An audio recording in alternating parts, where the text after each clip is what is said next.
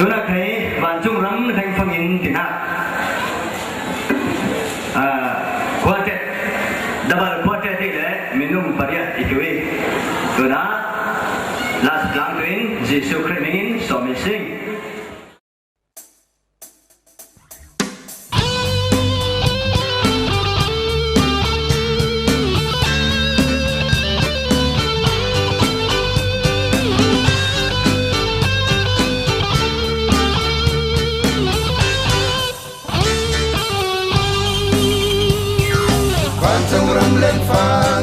satu ini tu ai sukai om lawi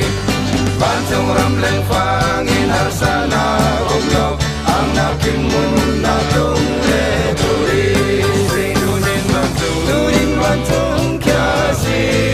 tunin bantung kya si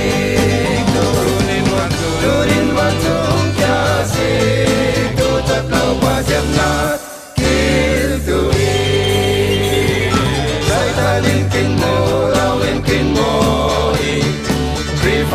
Mun lampui kin moi Satan kami zole mi urwai tui Sana konin Satan non tui Sing tunin bantung kya si Tunin bantung kya si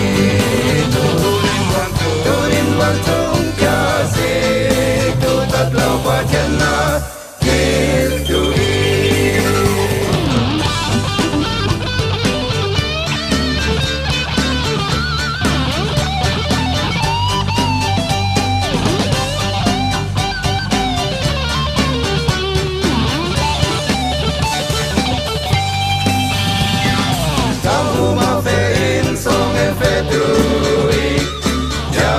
Satan kai telvei lai jang ri song am na ke bang in ling ing Jesu nang sa luan na tu in ki tunin bantung kya si tunin bantung kya si tunin bantung kya si tu tatlaw pa dyan na kil tu leng fangin la satu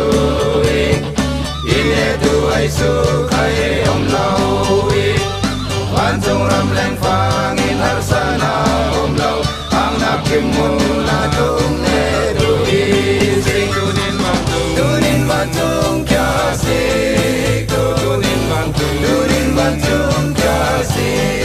tunin bantung kya si tu tatlaw pa dyan